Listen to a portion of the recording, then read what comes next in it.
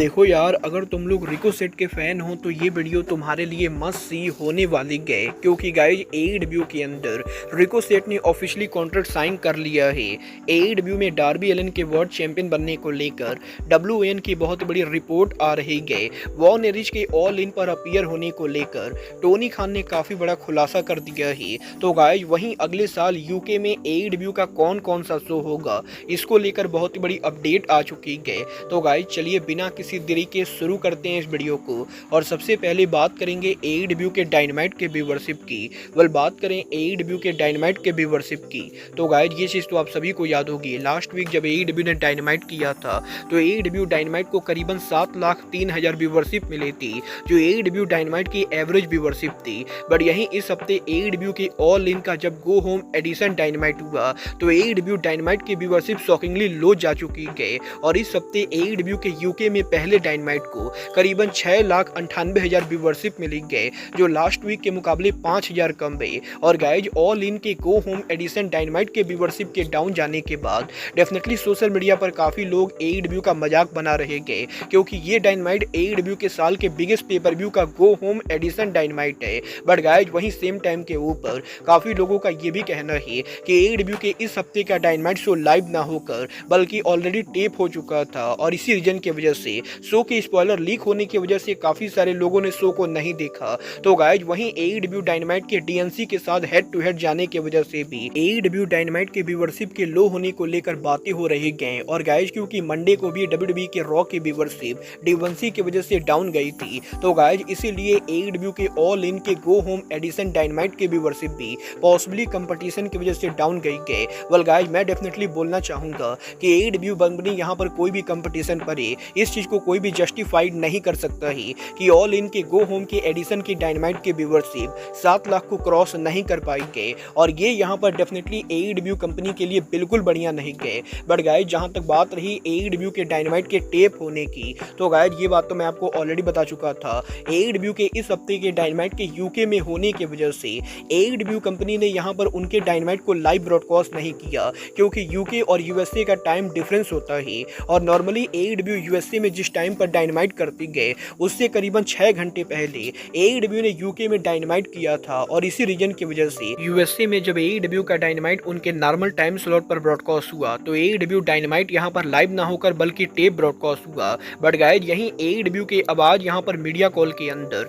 Tony Khan से media ने ये पूछा कि टोनी खान यूके में अगर डायनामाइट कर रहे थे तो गाइज टोनी खान यूएसए और बाकी जगह के ऊपर डायनामाइट को उनके नॉर्मल टाइम स्लॉट के ऊपर ब्रॉडकास्ट कर सकते थे, और यूके के अंदर टोनी खान चाहते तो डायनामाइट को लाइव ब्रॉडकास्ट कर सकते थे। बट गाइज यहाँ पर टोनी खान का ये कहना है कि वो यहाँ पर चाह कर भी यूके में डायनामाइट को लाइव ब्रॉडकास्ट नहीं कर सकते गए, क्योंकि एडब्ल्यू कंपनी की एक्सक्लूसिव राइट वार्नर मीडिया के पास है। और बिना यहाँ पर वार्नर मीडिया के परमिशन के टोनी खान यहाँ पर एडब्ल्यू के शो को दुनिया के किसी भी कोने में वार्नर मीडिया के नेटवर्क से पहले ब्रॉडकास्ट नहीं कर सकते गए। और बेसिकली टोनी खान का ये कहना है कि वार्नर मीडिया के ऊपर एडब्ल्यू का शो सबसे पहले ब्रॉडकास्ट होगा, उसके साथ ही यहाँ पर दूसरी जगह पर एडब्ल्यू का शो ब्रॉडकास्ट होगा। और क्योंकि यहाँ पर टीएनटी नेटवर्क के ऊपर एडब्ल्यू का डायनामाइट उनके नॉर्मल टाइम स्लॉट पर ब्रॉडकास्ट हो रहा था, तो गाइज इसीलिए डायनामाइट के यूके में होने के बाद भी यूके के फैंस को भी डायनामाइट लाइव टीवी पर देखने को नहीं मिला।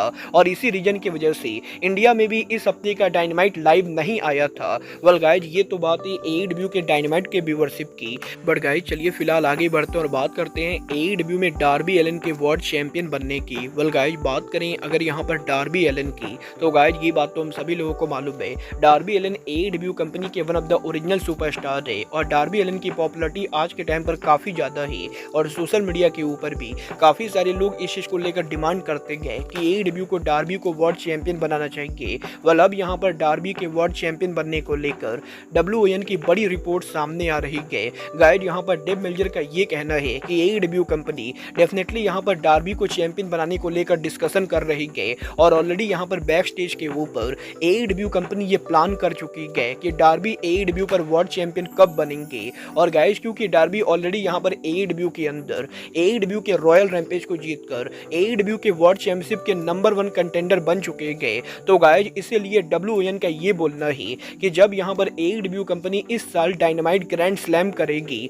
तो पॉसिबली उसी शो के ऊपर डार्बी एलन यहाँ पर एडब्ल्यू के वर्ल्ड चैंपियन को हराकर AEW के ब्रांड न्यू वर्ल्ड चैंपियन बन सकते गए। और गाइज बेसिकली WON का ये कहना है कि AEW कंपनी बहुत ही जल्द डार्बी को वर्ल्ड चैंपियन बनाने वाले गए, लेकिन अभी तक ये क्लियर नहीं गए कि AEW कंपनी डार्बी एलिन को वर्ल्ड चैंपियन ग्रैंड स्लैम के ऊपर बनाएगी या उसके बाद के किसी पेपर व्यू के ऊपर बनाएगी। क्योंकि गाइज यहाँ पर AEW के करंट प्लान के हिसाब से ब्रायन डेनियल्सन ऑल इन के ऊपर पॉसिबली वर्ल्ड चैंपियन बनने वाले गए, और इसीलिए अगर यहाँ पर ब्रायन के वर्ल्ड चैंपियन बनने के मात्र 20 ही दिन के बाद डार्बी ब्रायन को बीट कर देते गए तो ब्रायन का टाइटल रेन काफी शॉर्ट हो जाएगा। और इसीलिए AEW के अंदर करंटली यहाँ पर ये पूरी तरह से क्लियर नहीं गए कि डार्बी AEW के अंदर किस शो के ऊपर वर्ल्ड चैंपियन बनेंगे। बट गाइज पॉसिबली इस साल के ओवर होने से पहले डार्बी एलिन के पास AEW का वर्ल्ड चैंपियन होने वाला है। वेल गाइज मुझे यहाँ पर नहीं लगता है कि इस टाइम के ऊपर डार्बी एलिन को AEW का वर्ल्ड चैंपियनशिप देना चाहिए। बट गाइज चलिए फिलहाल आगे बढ़ते हैं और बात करते हैं टोनी खान के मीडिया कॉल की। वेल गाइज 2 दिनों के अंदर अब से AEW का ऑल इन पेपर व्यू होने वाला है, और यहीं AEW के ऑल इन पेपर व्यू के पहले आज यहाँ पर टोनी खान ने उनका लेटेस्ट मीडिया कॉल किया, जहाँ पर टोनी खान ने मीडिया के काफी सारे सवालों का जवाब दिया। और टोनी खान ने इस चीज को लेकर भी खुलासा किया कि टोनी खान AEW के अगले साल के ऑल इन को यूके में तो नहीं करेंगे, बट अगले साल यूके के अंदर टोनी खान AEW के सब मेजर शो करने वाले गए। और टोनी खान ने ये कंफर्म किया है कि अगले साल AEW कंपनी यूके के अंदर पॉसिबली उनका कोई बड़ा पेपर व्यू करेगी, तो वहीं यूके में पेपर व्यू के अलावा टोनी खान अगले साल यूके में यहाँ पर वीकली शो भी करने वाले गए। और आज यहाँ पर यूके में AEW के पहले डायनामाइट और कोलिजन शो के बाद अब टोनी खान ने ये 100% कंफर्म कर दिया है कि इस साल के मुकाबले अगले साल AEW यूके में ज्यादा शो करेगी, और अगले साल AEW कंपनी उनके डायनामाइट कोलिजन के साथ साथ किसी बड़े पेपर व्यू को भी यूके में करने वाले गए। वेल देखना बहुत ही दिलचस्प होगा कि टोनी खान यूके के अंदर नेक्स्ट ईयर डायनामाइट कोलिजन के साथ साथ कौन कौन से पेपर व्यू यूके के अंदर करते गए। बट गाइस यही टोनी खान ने उनके मीडिया कॉल के अंदर AEW के डायनामाइट शो के ऊपर 2 बड़े सुपरस्टार्स को कंफर्म कर दिया है, और टोनी खान ने यह कंफर्म किया है कि AEW के हमें यहाँ पर इस साल के ऑल इन पेपर व्यू के ऊपर वॉन एरिश शो के ऊपर देखने को मिलने वाले गए। और रिसेंटली यहाँ पर डस्टिन रोड्स और वॉन एरिश के ROH के 6 मैन टैग चैंपियन बनने के बाद टोनी खान ने यह ऑफिशियली कंफर्म किया है कि पूरी की पूरी वॉन एरिश फैमिली यहाँ पर ऑल इन के ऊपर इन्वॉल्व होगी। और अब ये देखना दिलचस्प होने वाला है कि टोनी खान ऑल इन के ऊपर अगर यहाँ पर 0 आवर पर वॉन एरिश को बुक करते गए तो टोनी खान एग्जैक्टली यहाँ पर उनको किस मैच में बुक करते गए। बट गाइस जहाँ तक बात रही ऑल इन की, तो गाइस ये बात तो हम सभी लोगों को मालूम है, करंटली रेसलिंग बिजनेस के अंदर ऐसे बहुत सारे फ्री एजेंट है जिनके ऑल इन पर डेब्यू करने को लेकर रूमर चल रही है। और अब यहाँ पर फाइटफुल ने ये कंफर्म कर दिया है कि वो कौन सा बड़ा फ्री एजेंट है जो AEW के ऑल इन पर गारंटेड होने वाला है। वेल गाइस ये बात तो हम सभी लोगों को मालूम है, पिछले 3 महीनों से रिको सेट के AEW में आने को लेकर रूमर चल रही है। और गाइस इनिशियली यहाँ पर विल ऑस्प्रे के ये टीज करने के बाद कि वो रिको सेट को AEW में देखना चाहते गए, रिको सेट ने विल ऑस्प्रे की बातें मानकर WWE के अंदर न्यू कॉन्ट्रैक्ट साइन नहीं किया। और कुछ दिनों पहले रिको सेट के कॉन्ट्रैक्ट के ओवर होने के बाद अब यहाँ पर फाइटफुल ने ऑफिशियली ये कंफर्म कर दिया है कि रिको सेट यहाँ पर AEW के साथ आज यहाँ पर न्यू कॉन्ट्रैक्ट साइन कर चुके गए। और रिको सेट और AEW के बीच में ऑफिशियली अब यहाँ पर मल्टी ईयर का कॉन्ट्रैक्ट एग्रीमेंट हो चुका है। और रिको सेट के AEW को ऑफिशियली मल्टी ईयर कॉन्ट्रैक्ट में साइन करने के बाद अब AEW के इसी हफ्ते के ऑल इन पेपर व्यू के ऊपर रिको सेट AEW के शो पर आने वाले गए। और गाइस ये ऑलरेडी कंफर्म हो चुका है